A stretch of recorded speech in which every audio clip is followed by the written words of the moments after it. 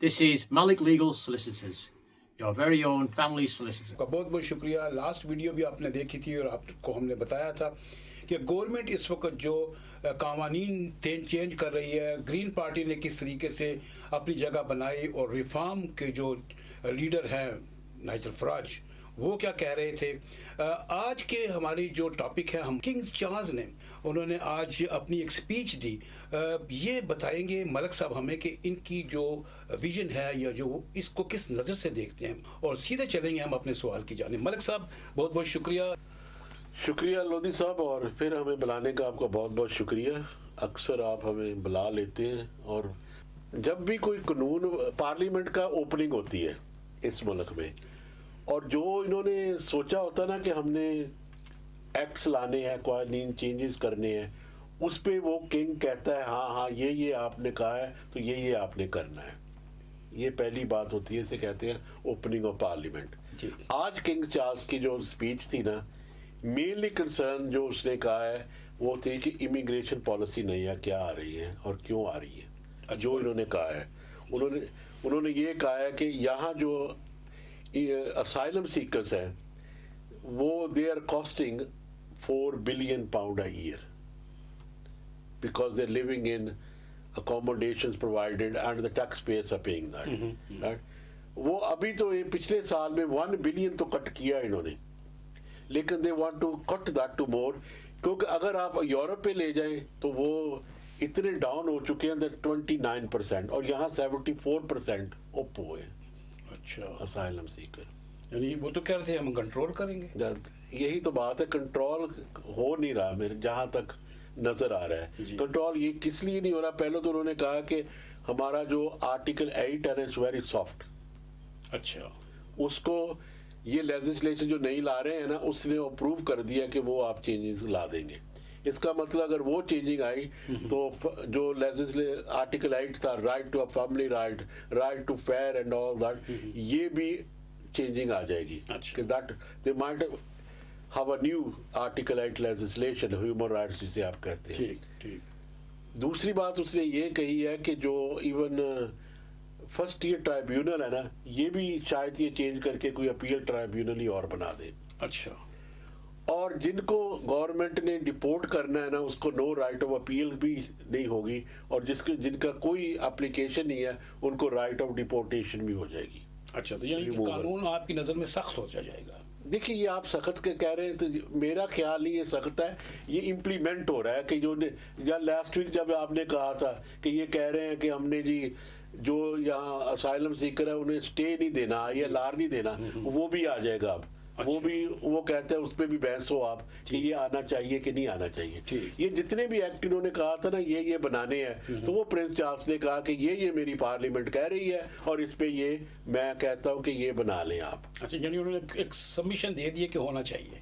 اب اس کے بعد وہ بحث بھی کریں گے، اس پہ جو امینڈمنٹ کریں گے وہ بھی کریں گے. دس پارلیمنٹس ڈو.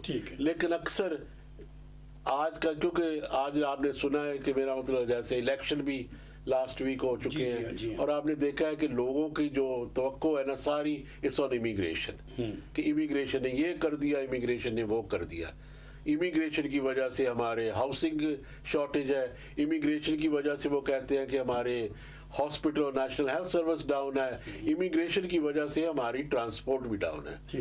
میرا خیال ہے یہ بھی کہیں گے کہ پاٹ ہول بھی امیگریشن کی وجہ سے آئے ہوئے ہیں. تو ایسی چیزیں جو بھی ہوتا ہے نا، وہ کہتے ہیں نا کہ بلیم کرنا ہے کسی کو، تو why not blame what is the talk of the town. Right, talk of the town is immigration. اور امیگریشن کی وجہ سے جو لیجسلیشن نئے آ رہے ہیں، جو سب سے زیادہ اس میں ہوگا نا وہ ILR ہوگا، کہ جو اسائلم سیکر ہے انہیں ILR نہیں ملے گا. ملک صاحب، یہاں ایک سوال میرے ذہن میں آتا ہے اسی امیگریشن اور ILR کے حساب سے، کہ پچھلی حکومتیں بھی کچھ اس قسم کے قوانین تبدیل کرتے رہے اور پھر واپس آتے رہے. تو یہ جو ابھی جو پوزیشن الیکشن کے بعد ہوئی ہے اور جو باتیں چل رہی ہیں، لیبر پارٹی کو جس طریقے سے شکست ہوئی ہے، کیا آنے والی جو نئی پارٹی ہوگی، جیسے ابھی ہمارے جو ہمارے وہ کہتے ہیں کہ میں اپنی پارٹی سے استعفیٰ بھی نہیں دوں گا، اور لوگ اس کو کہہ رہے ہیں کہ استعفیٰ تو بہت سارے پارلیمنٹ جو ہیں جو ان کے لوگ ہیں چھوڑ کر بھی جا رہے ہیں. تو کیا یہ جو آنے والی حکومت ہے کچھ واقعی ایسا کرے گی جیسے پچھلی حکومتیں کہتی رہی ہیں اور کرا نہیں؟ پہلی تو بات یہ ہے کہ آپ نے یہ سوال بہت اچھا کیا ہے کہ لوگوں کو سمجھ نہیں ہے کہ واٹ آر دا چینجز. ایک لیڈر پارٹی کا چینج کرنے سے اس کی پالیسیز چینج نہیں ہوتی. They are not changing the parliament.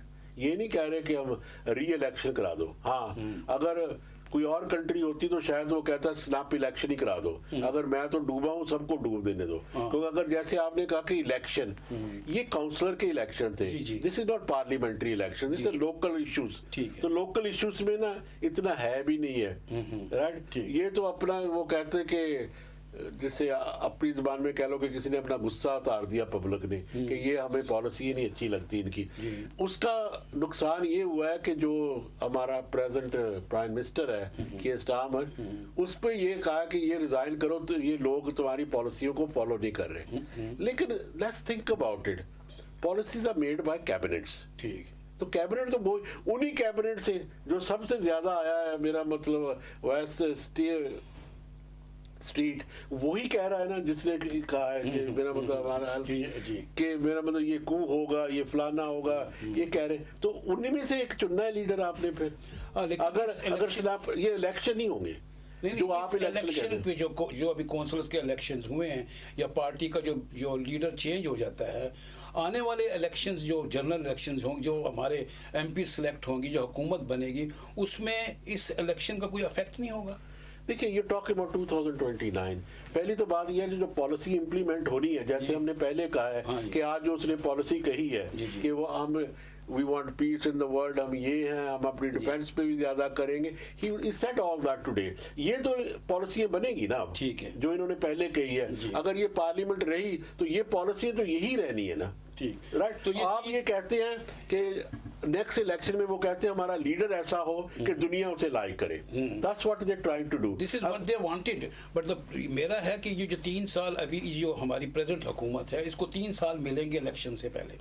اگر یہ اپنی پالیسیز چینج کرتے ہیں کہ کیونکہ ہم نے لاس کیا ہے, آگے آنے الیکشن میں ایم پی کے الیکشن پہ بھی فرق پڑ سکتا ہے, تو کیا یہ ایسی پالیسی چینج کرنا چاہیے ان کو کہ تاکہ یہ اپنی جگہ بنائے رکھے. ایک بات یاد رکھیں کہ مینیفیسٹو میں انہوں نے پالیسیاں دی تھی آپ کی, یہ پالیسیاں چینج نہیں ہوتی.